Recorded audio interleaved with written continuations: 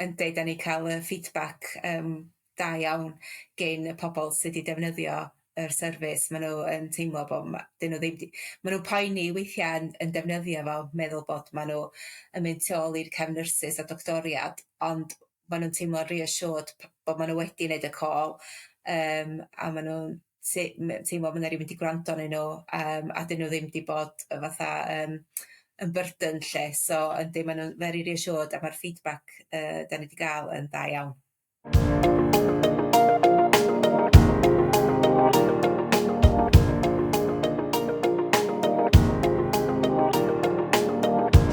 Mae Call for Concern yn service mae teuluoedd a patients yn gallu defnyddio os ydyn nhw yn poeni amdan ochr clinigol tra maen nhw yn yr ysbyty.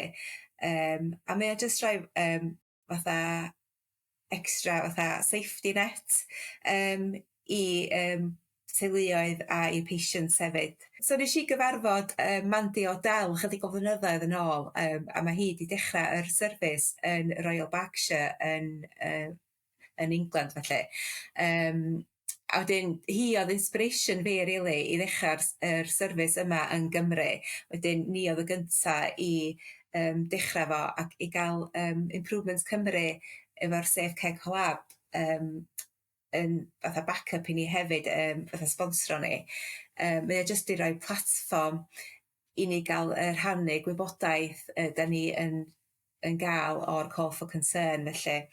Wel, y step cynta, y cam cynta, ddylia chi siarad efo'r tîm y ward gynta, y nyrs yn gwisgo gwatsiad ar ôl y claf, neu yr sister yr ward, neu yr meddyg.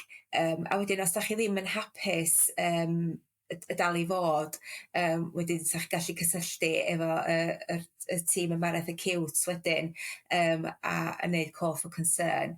A wedyn sa ni yn mynd i asesio yr sefyllfa a'r claf a ffidio yn ôl i'r tîm ac i nyrsys y ward a dod i fyny efo plan.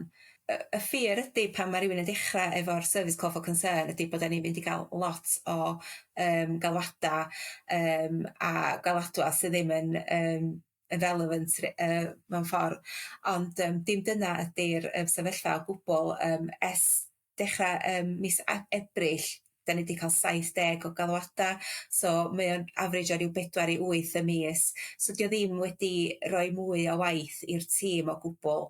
A mae'r rhan fwyaf o'r galwadau'n dod drwad yn y dydd, a da ni'n gweld mae gwaith ni mwy brysur fel arfer ar penwythnos a gyda'r nos, lle mae yna llai o doctoriad o gwmpas. So mae'r galwadau'n teulu dod drwad pan mae'r teuluodd o gwmpas adag visiting a pethau ar y wards. Felly dydy o'n mynd i rili cael effaith ar workload ni mewn ffordd, a dyna be mae pobl yn ofn, dwi'n meddwl pan maen nhw'n meddwl am dechrau efo Call for Concern. Sialenta fwyaf oedd, neu be oedden ni yn ofni mwyaf, dwi'n meddwl, oedd bod fysa staff y ward, y nyrsys a doctoriad yn meddwl bod oedden ni'n mynd i cefna nhw, ond dim dyna ydy'r ces o gwbl, really. Maen nhw wedi bod reit supportive o'r service, i'r pwynt lle mae'r 4 o'r galwadau da ni wedi cael ei wneud gyn nyrsys oddi ar y wards eu hunan lle, a maen nhw wedi defnyddio fo i fatha Call for Concern am patients pan nhw a'r doctoriad ddim yn cytuno efo sut y triniaeth neu efo'r patients felly. So mewn ffordd, y challenges mwyaf wan really ydy sut da ni'n mynd i gael o i'r site eraill yn Betsi, achos ar y funud mewn ysbyty Gwynedd, da ni mewn cysylltiad fan efo'r exam sydd yn mynd i ddechrau fo'n y feian, a wedyn gobeithio wedyn nawn ni gysylltu efo Glan Clwyd hefyd, a fydden nhw'n gallu sbio mewn i ddechrau fo hefyd, a wedyn byna meddwl fod mewn wasanaeth wedyn fydd ar gael i pawb yn Betsi wedyn. Mae'r Call for Concern mae o i gael i bob adult inpatients ar y funud, a da ni efo beth sy'n ymlaen efo'r Martha's Rule, da ni yn edrych i mewn i sut fedra ni cael y service yma mewn i plant so pediatrics felly yn yr ysbytai hefyd. So mae hwnnw wbath da ni yn sbio mewn i allan yn y dyfodol. Wan, da ni wedi dechrau fo yn Betsi, yn Ysbyty Gwynedd, mae o yma i aros achos da ni wedi cael case studies bach da, dwi'n meddwl, o cleifion sydd gatho ni un claf yn mynd i intensive care o hyn yn y pilot phase cynta ni lle.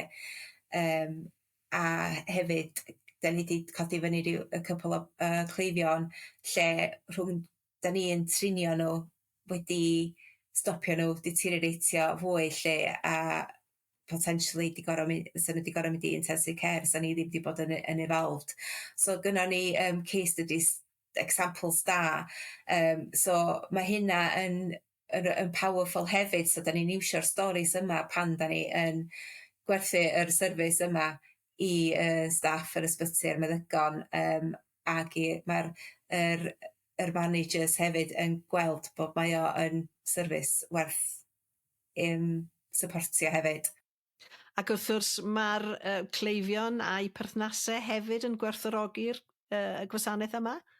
Yndi, da ni cael feedback da iawn gen y pobl sydd wedi defnyddio yr service. Maen nhw yn teimlo bod maen nhw'n poeni weithiau yn defnyddio fo, meddwl bod maen nhw yn mynd tu ôl i'r cefn nyrsys a doctoriad, ond maen nhw'n teimlo reassured bod maen nhw wedi wneud y call, a maen nhw'n teimlo bod yna rhywun wedi gwrando arnyn nhw, a dyn nhw ddim wedi bod fatha yn burden lle, so yndi, maen nhw'n very reassured, a mae'r feedback da ni wedi gael yn da iawn. Dwi falch, dwi wedi cymryd y plunge a wedi dechrau achos, fatha dweud, mae lot o bobl yn ofyn bod da ni'n mynd i gael yn bobardio efo galwadau, ond dim dyna ydy'r ces. A trio cael y tîm on bod yn dechrau achos oedden nhw'n ofyn bod oedden nhw'n mynd i gael galwadau gwirion, ond da ni wedi bod reit gofalus efo'r geiriau da ni wedi defnyddio yn y posters a'n y leaflets, a da ni wedi gwneud webpage hefyd, so mae bob dim reit glir o be di'r rheswm sy'n nhw yn defnyddio y service lle, a wedyn da ni wedi directio nhw i pals os oes o wbath arall yn poeni nhw lle.